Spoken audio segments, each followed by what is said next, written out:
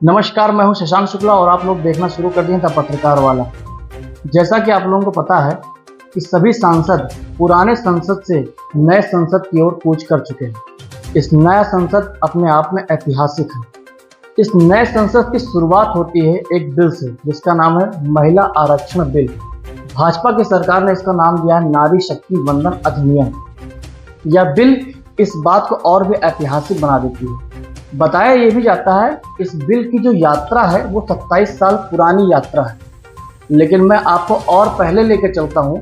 आज़ादी से पूर्व 1931 में जब सरोजनी नायडू जैसी महिला नेत्री ब्रिटेन की प्रधानमंत्री को पत्र लिखती हैं और कहती हैं कि राजनीति में महिलाओं की भी समानता होनी चाहिए।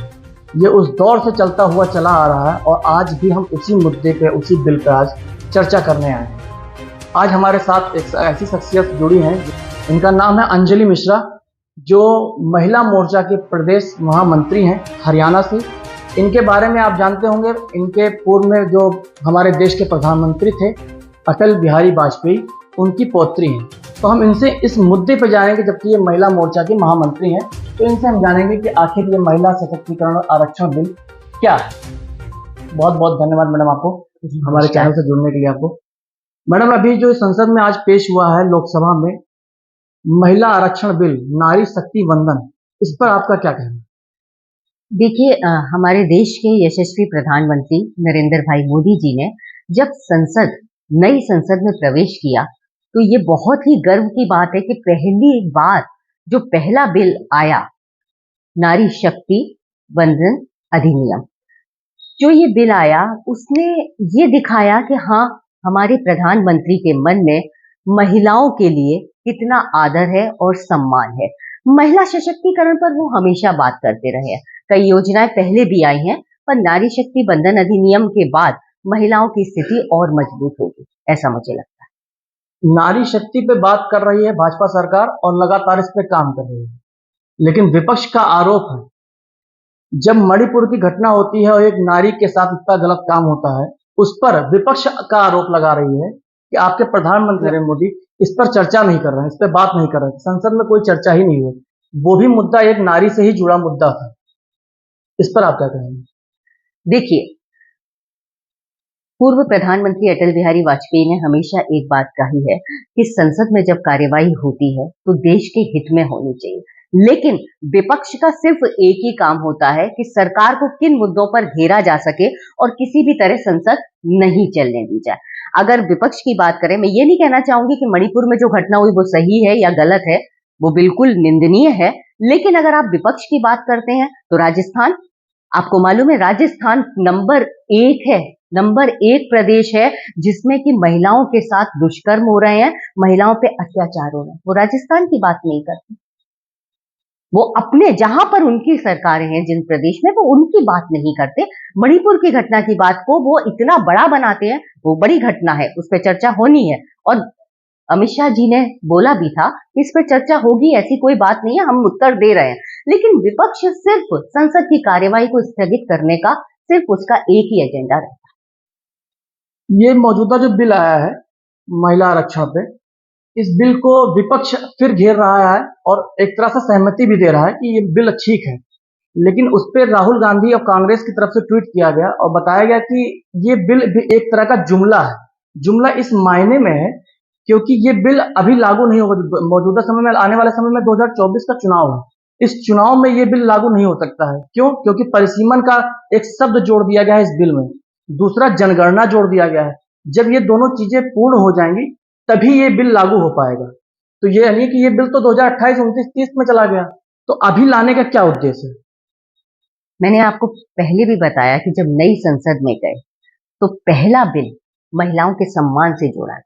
दूसरी बात, आप जो बिल्कुल सही कह रहे हैं कि जनगणना, तो जनगणना होनी थी, लेकिन कोविड के समय में जो एक जनगणना की जाती है वो नहीं हो पाई, क्योंकि देश हमारा इतनी विषम परिस्थितियों से जूझ रहा था कि उस समय कोई भी इस तरह के कार्य नहीं किया जा सकता था। तीसरा, आप परिसीमन की बात कर रहे हैं, बिल्कुल सत्य, वो 2026 में होना है। विपक्ष का एक फिर से एजेंडा रहता है कि कोई भी अच्छा कार्य अगर सरकार कर रही है तो उसकी सराहना कभी नहीं की जाए। किसी भी कार्य को करने के लिए चरणबद्ध तरीके से ही किया जाता है। वो कोई एक जादुई छड़ी नहीं होती जिसे घुमाया और काम हो गया। विपक्ष तो पहले भी कहता रहा कि राम मंदिर बनाएंगे और तारीख नहीं बताएंगे, लेकिन तारीख भी बताई गई, शिलान्यास भी हुआ और राम मंदिर बना और बन रहा है।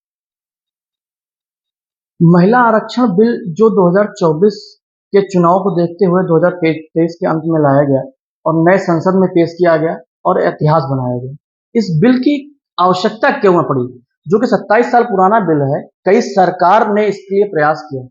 मैं 1996 एचडी देवगौड़ा जी से शुरू करूंगा और प्रधानमंत्री अटल बिहारी वाजपेयी से लेकर मनमोहन सरकार यूपीए गवर्नमेंट वन में 2008 में राज्यसभा में इसको पारित कर दिया गया और वहां से बिल लटका हुआ था। आज इसको लोकसभा में पेश किया गया।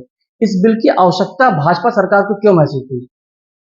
भाजपा सरकार महिलाओं के उत्थान के लिए दृढ़ संकल्पित है। ये प्रयास आज सफल हुआ, लेकिन ये प्रयास बहुत पहले से चल रहा है। अगर आप परम श्रद्धेय अटल बिहारी वाजपेयी जी की बात करें, तो जब उनका कार्यकाल था 2004 तक, तो उन्होंने बहुत प्रयत्न किया, बहुत कोशिश की कि महिलाओं को आरक्षण दिया जाए और उनको समान दर्जा दिया जाए, विधानसभा और लोकसभा में उनकी ज्यादा से ज्यादा भागीदारी की जाए। और यही चीज उन्होंने संगठन के लिए भी, लेकिन कहीं ना कहीं संगठन में वो इम्प्लीमेंट हो पाई, पर लोकसभा और विधानसभा में वो नहीं हो पाई, क्योंकि उस समय की स्थिति नहीं हुई ऐसी। विपक्ष का षड्यंत्र रहा, जो कई दलों की सरकार थी, तो इस कारण से वो बिल पास नहीं हो पाया। लेकिन प्रयासरत भाजपा सरकार इसको करने के लिए काफी लंबे समय से रही। इस बिल की बात करूं और बारीकियों को मैं आपसे समझने की कोशिश करता हूं। महिला आरक्षण बिल जो है, ये चुनाव को, जैसे कोई चुनाव लड़ रहा है तो उस चुनाव में महिलाओं की भागीदारी ज्यादा हो। बिल का मोटे तौर पे अगर मैं अपने दर्शकों को बताना चाहूँ, समझाना चाहूँ, तो ये आरक्षण वही तो है कि महिलाओं की भागीदारी संसद में और विधानसभा में ज्यादा हो। जी। ऐसे में क्या इस वजह से इसको कर देने से महिलाओं की स्थिति, जो दलित है, समाज के पिछड़े ग्रामीण के लोग, उनकी स्थिति बेहतर हो जाएगी?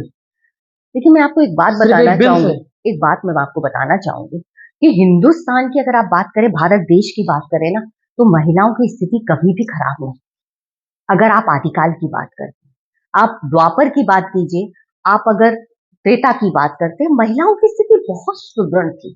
हमने पहले भी अपने जितने भी हमारे साहित्य हैं या हमारे ग्रंथ हैं, हमने पढ़ा है, उसमें आप रामायण महाभारत की बात कीजिए, एक अच्छी स्थिति में महिलाएं थी, उनका शासन और सत्ता में हस्तक्षेप रहा।